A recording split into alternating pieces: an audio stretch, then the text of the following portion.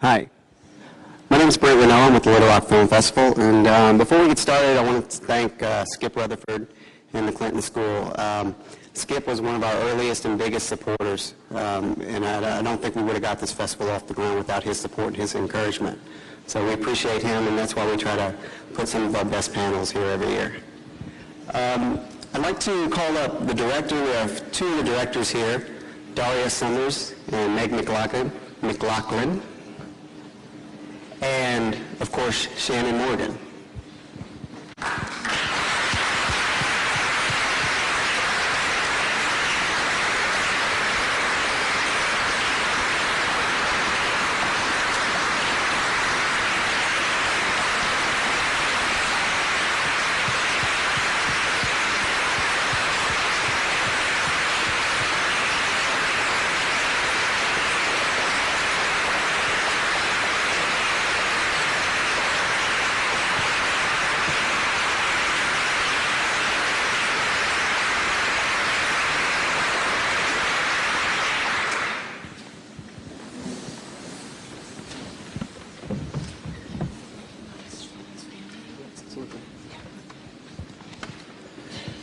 So at the Little Rock Film, if y'all were here last year, you know that our keynote talk was given by Paul Rykoff from the Iraq and Afghanistan Veterans of America.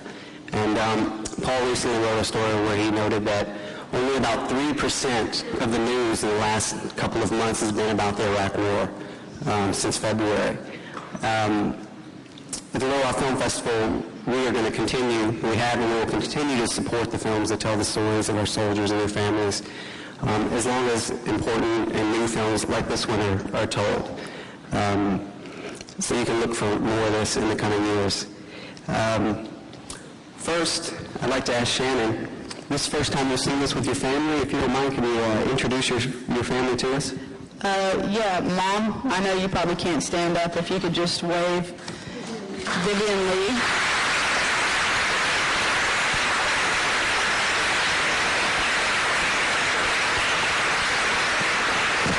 And my father, who didn't want to share the fish eggs, Gene Lee.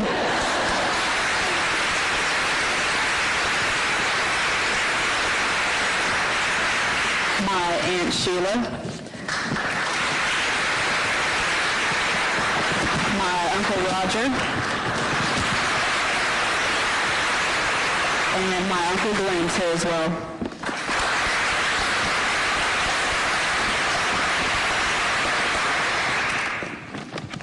If you haven't seen it, there's a great article about Shannon. She's on the cover of the Arkansas Times this week.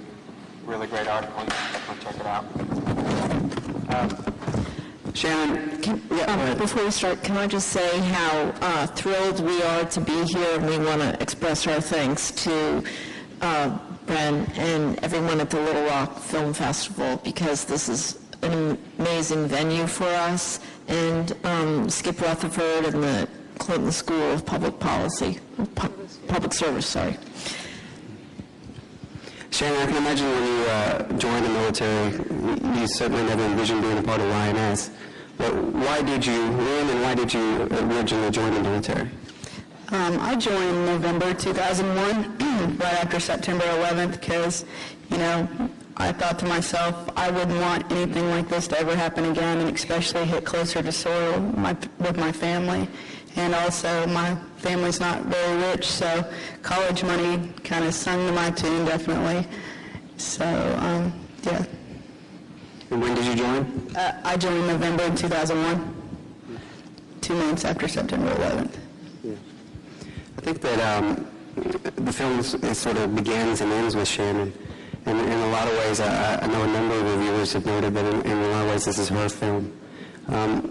What drew you to her story originally? Well, when we first started doing research for the film, we were told by some of the commanders in the film, if you talk to anybody, you have to talk to Shannon Morgan. She's a wonderful soldier, and you have to go and find her. So we did eventually find her, and she was out of the military at the time, so it took a while. But once we found her, we met with her, and we went hunting and walked around in Mina with her, and she was just a wonderful person, and sort of embodied a lot of the qualities that we were interested in exploring in terms of the women who were making decisions to serve and serve something beyond themselves, and who were committed to ideals of service for the country, and they're interested in their competence. Instead of seeing them as victims, we're very interested in these women's stories, and particularly Shannon, in terms of how she had overcome her challenges and her what she was able to do. Yeah. Daria, was this film always about Lioness, and was there any reluctance on part of the military for that story to be told?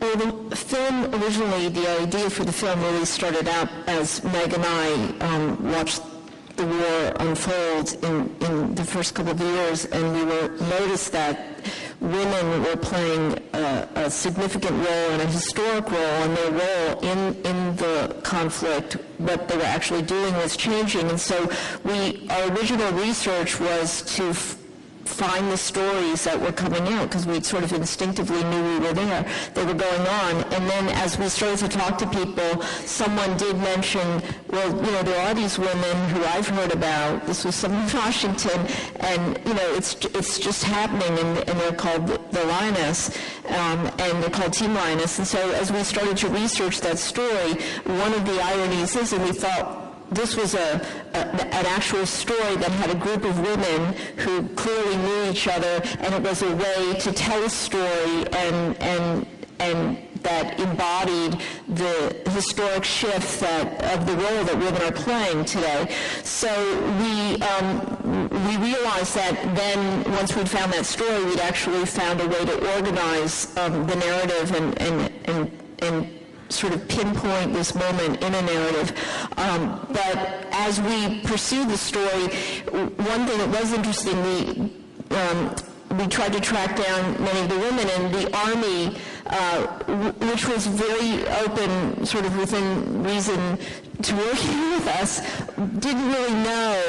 We had to explain to them what this was. So this was probably known more commonly by the group of women and their commanders who were over there, but not really well known, nor is it today still well known that all this went on, and hopefully the film will change that.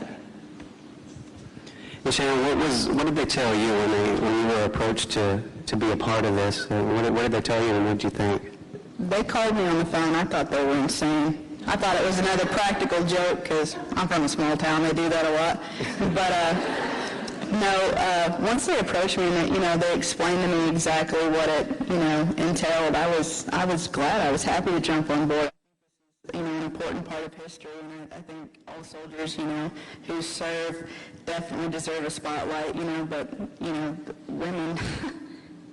Jessica Lynch, not very good names for us right now, and this definitely, helped female military, so I was all for it. And how were you recruited to be a part of Lioness? My first sergeant came up to me, and he just asked me if I wanted to go out on a mission, and I was like, well, what kind of mission? He told me there'd probably be some firefights and whatnot. Heck yeah, I'll go.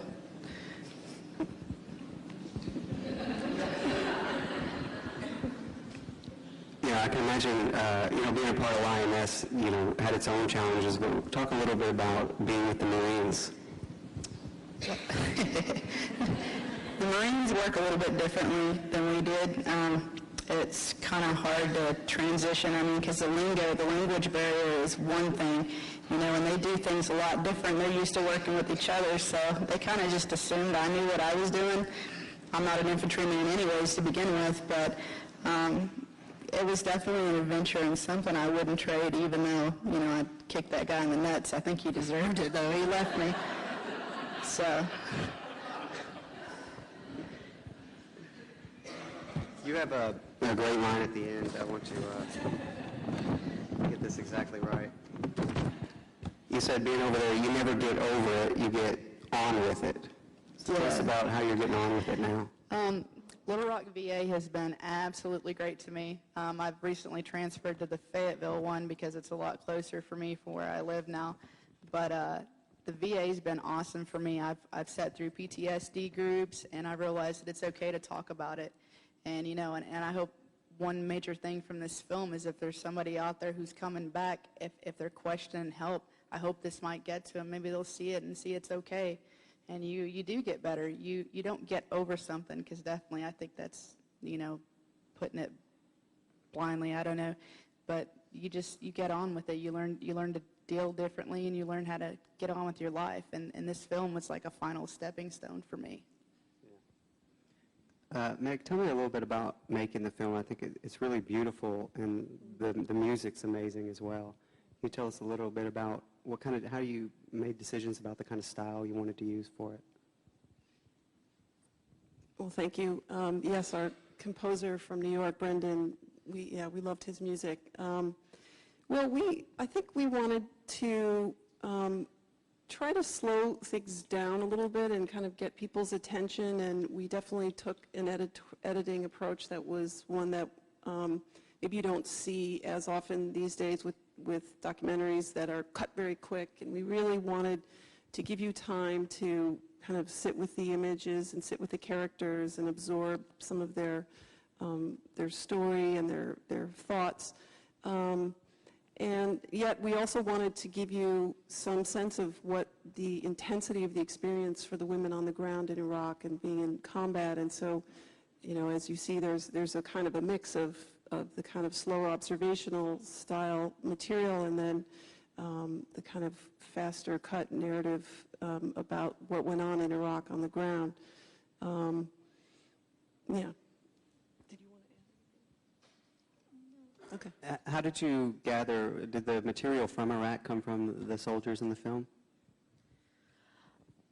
The material from Iraq, specifically a lot of the material from the time in Ramadi during a lot of the firefights, came from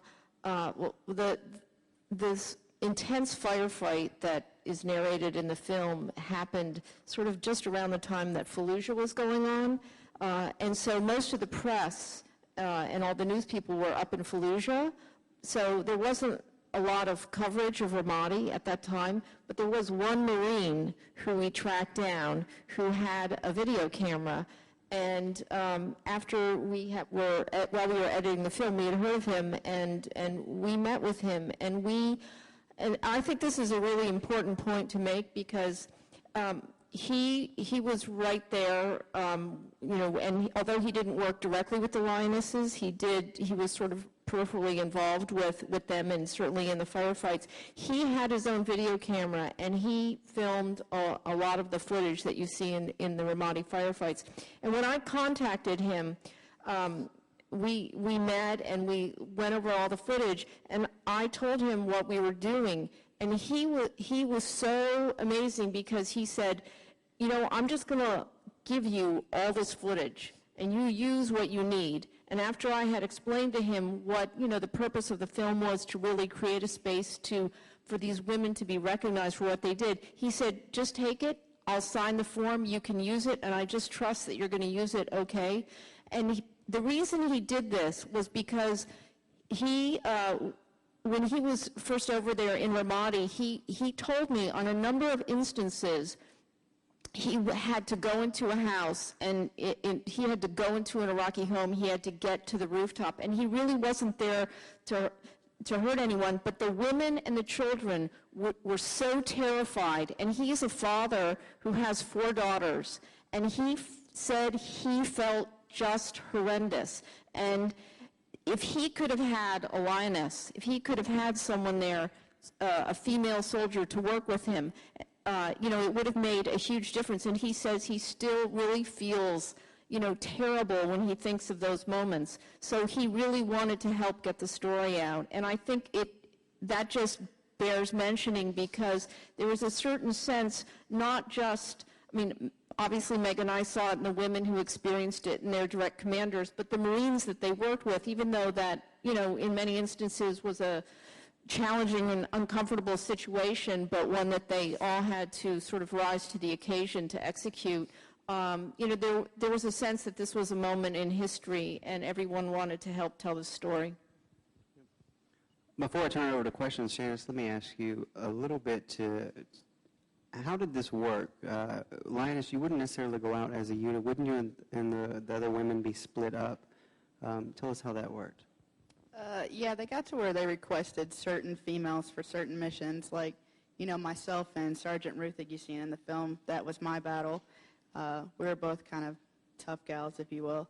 And they would split us up, usually two-man teams, and depending on how big of a mission it was, there would be anywhere from 10 to 12 of us at any given time. And the footage you see in Ramadi there, I believe there was about 16 of us out that day.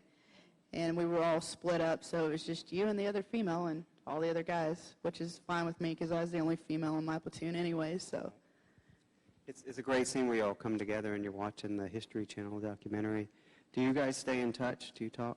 Yeah, definitely. I talked to Major Torts from now. I talked to her quite a bit, and Captain Breslow, I talked to her too, and Nava. We all still keep in touch. We're closer than I think even real family could be. I mean, you get stuck in a situation like that, you can't help it. Okay. I'd like to take some questions from the audience. Do we want the other mic out there? How do we want to do this? Oh, you got one? Okay, great. Two of them. Yeah, let's go back here first. I have a question for Shannon. It's, if I understood it correctly, one of your reasons, in addition to what you wanted to do for the country after 9/11, but was the possibility that you could get some financial support to go to college. And I know that you've been had your struggles since you've been discharged. Have you been able to do that, or if you have not, is it still available to you at some time in the future? Yes, sir. I am starting back pretty soon here. I've been on a good long break, but I needed to get some help first. But University of Arkansas at Fort Smith, hopefully it won't be long now and I can get a nursing degree, maybe save some lives instead of taking them. So.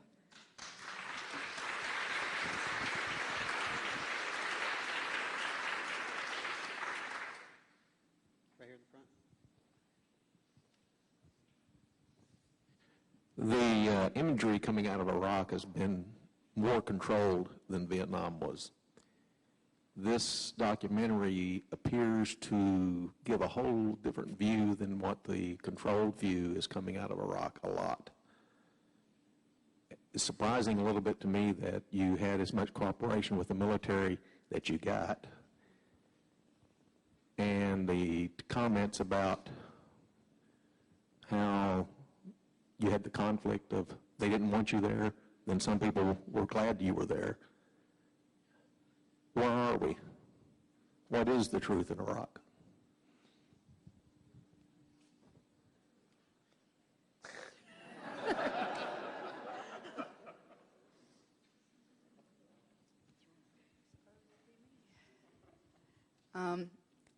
I haven't been back since the film, but we had to rebuild a lot of places that were destroyed, of course, when we bombed them and other things that have happened.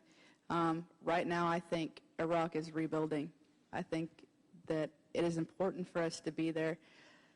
Some days, yeah, some days not so much, but I really think it's important for us right now if we all pull out. I mean, what did we spend all this time over there for, and what did all those soldiers that died, what they die for? I mean, yeah, I think it's important, but as far as where we're at right now, I think we're doing great things over there. We're giving them opportunities that they've never seen before, and look, they're getting a chance to vote now and everything, even though it is kind of controlled, but still, I think we're doing great things there. Hopefully it continues.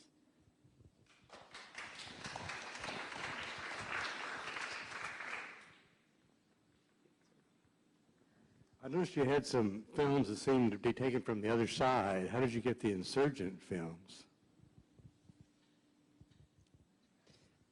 There's actually a lot of footage available these days on the internet. So some of the material was pulled from the internet and from places that that are sort of repositories of footage shot by all kinds of independent filmmakers and just material that gets handed over to them. So, yeah, there's actually a fair amount of documentation of insurgent activity.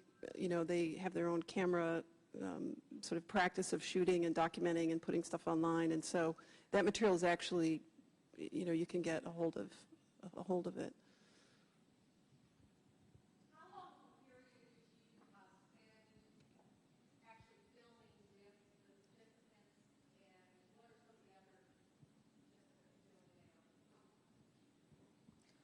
We spent about 3 years making the film, and the shooting was on and off over that period of time. And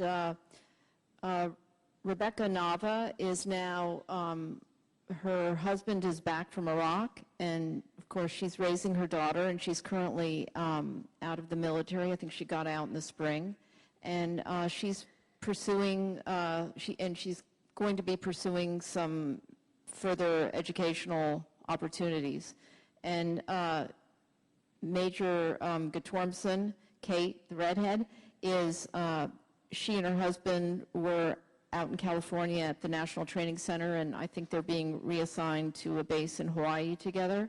And her husband's still in the military, as is she, and Kate's pregnant. She's going to have her first child. Captain Breslow, her husband is over in Iraq, and she's currently stationed at Fort Bragg. And who am I leaving out? Rainey. Rainey Ruthig is she National Guard? Yeah. She's National Guard, and she's still living in Kansas and working as a civilian at Fort Riley.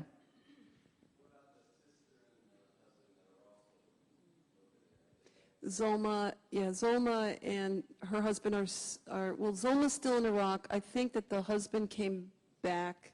Yeah, he had to come back because I think it was hard for, Fred passed away, Becky, and he was really very sick and dying when we made the film, those scenes that you saw.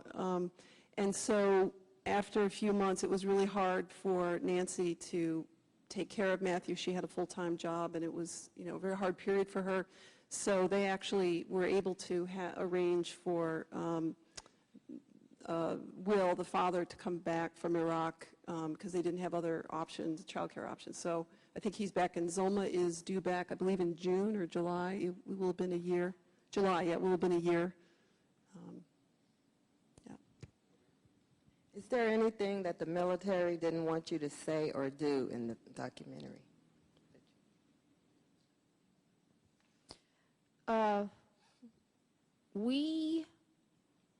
Since a lot of the filming that we did was not on base, it was, with individuals, and we were certainly free to film the soldiers at home. I mean, obviously with Shannon, who was out, it was a different situation, but for those still serving. And so when we were filming, 3 of the women were still active duty. It wasn't, the parameters weren't that difficult to work with. And, after we spent time with the women over, really the course of a couple of years, everybody just relaxed. And so we didn't find it particularly difficult. The interesting thing for us was the degree to which the Marines were very open in sort of working with us, and that was pretty easy, actually. We just called them up and they said okay. And it was a less bureaucratic process than the Army. We didn't really have to do any paperwork.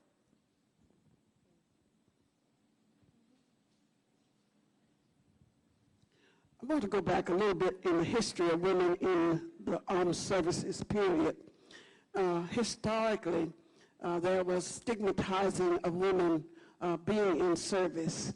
Back in early times when I was a young woman that would have possibly considered going into it, that was such stigmatism of the WAC and what the role of women was, that many mothers didn't want their daughters to go into service. because of that stigmatism. The history that you know, there hasn't been that kind of stigmatism. There's been more openness of opportunities for women. What is your feel about where women in the future, will there be freedom of choice for women to go into service across the board rather than stigmatizing us? There's still some stigmatism of what the role of women are in the armed services. Yes, ma'am. I'm not here to try and change any policies or anything like that.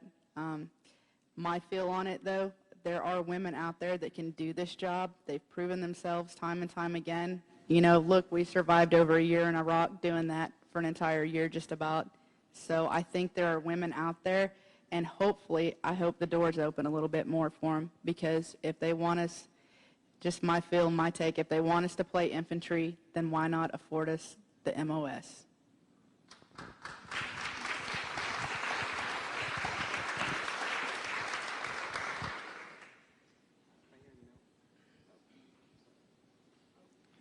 My name is Rose Cook, and I served in Desert Storm. I was a National Guard person. I was in the Guard for 23 years. Every time I look at Iraq, and I want to congratulate you, Shannon, for your service, for your sincerity, and for serving your country. Because I know the length of time that you and Iraq were there, we were not there that long in Desert Storm. And it was hard for me because I was 53 years old at the time, and I thought they were crazy when they told me I was going to war. So I want to tell you just to hang in there. You said you'll never get over it, which you won't, but you can live with it. And I would say, you know, to mentor to some of the younger people, younger than you, when they come back, to try to help them to get through this. And I want to say congratulations, and I really admire you. Thank you very much, and thank you for your service as well.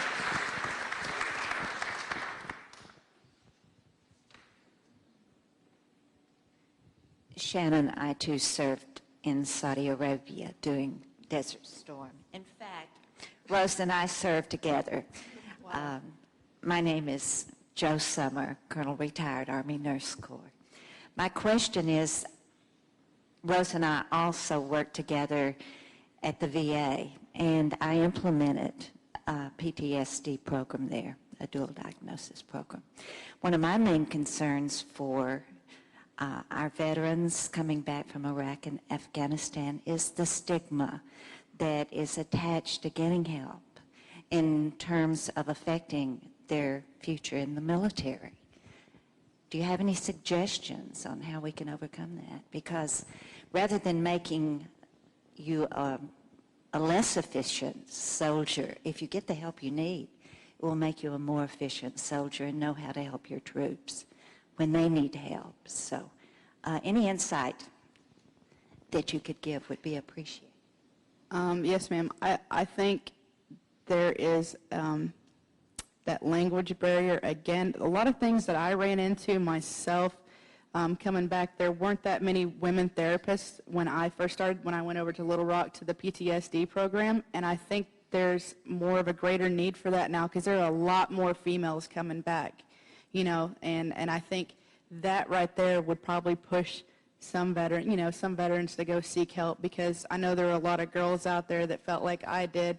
You know, how can you talk to a man about menopause? Well, you can't, you know. Well, how can you, relate with them in the same instance? When we were activated, and I remember our pharmacist saying, I hope I brought enough Premarin.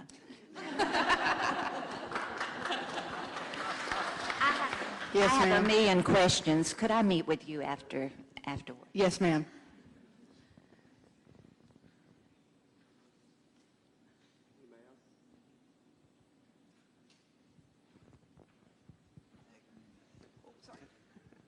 Shannon, I had one question.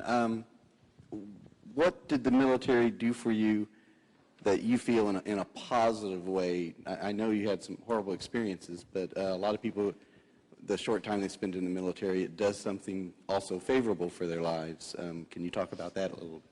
Definitely. I believe the military has made me a more formidable person. Definitely have a good sense of where I came from, and it made me a stronger person. There's nothing else in this world that I can't overcome, and anyone else can't. If you served in the military, you've given them a piece of your life, but they've also made you the strongest person you could ever be, and I would encourage anyone to join the military.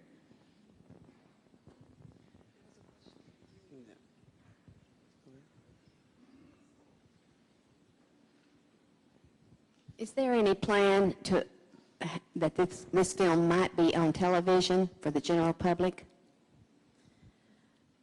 Yes, we are currently working that out. Since we just finished the film in February and have been bringing it to festivals, so that's all in play. We hope it'll happen soon. Yeah, I should say it's very special for us to get a film like this. I mean, they've only shown it a few places in some of the top film festivals, so for them to come to Little Rock, we really appreciate that, for sure. Yeah, a couple more questions, but first, Shannon, if I can ask you, how do, from your experience, men and women deal with combat differently? I think guys are more hard-assed. I mean, it's just the way it is, you know? Women like to sit around and, talk, but, like I said, I was the only female in a 37-man platoon. They were all like my big brothers. If I needed a hug when I came back and they knew I had a hard mission or I'd done something that day, I'm not necessarily proud of, they would be there for me. It's like I had 37 older brothers, and you screw with me and you screwed with all of them. So, but I think men and women deal with things differently. I think men tend to just throw it under the rug more so, and I tried to do that, seeing I was the only female out of the boys back there. So I tried to do that until my uncle gave me a heads up and sent me in the right direction. And what about when the bullets are flying? Wow. Well, you don't really have time to think about anything else rather than just, getting the heck out of there and getting your position, covered and make sure nobody else around you gets shot because of you. I think the reaction time, if that's what you're kind of keying into there, I think we all reacted the same. I proved myself many times to the Marines, and they would come up to me, after a firefight like that, and they'd be like, wow, really thanks a lot, because we all kind of pretty much reacted the same. You shoot back. You live or you die, and that's it.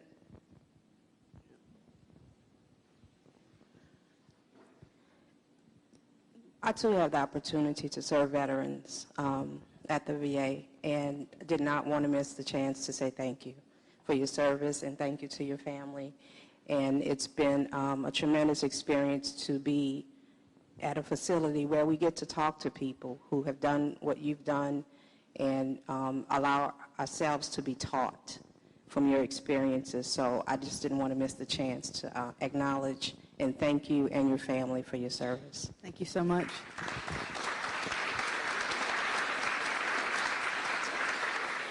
Maybe just one more, maybe two.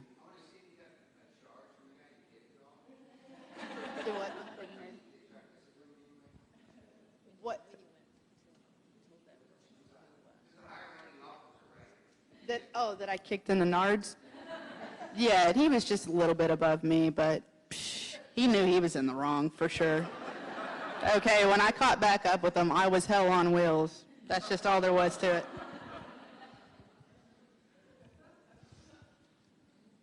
Okay, well, thank you all very much. I want to turn it back over to Skip Rutherford. Let's give them a round of applause. What a great job. Great film, great discussion.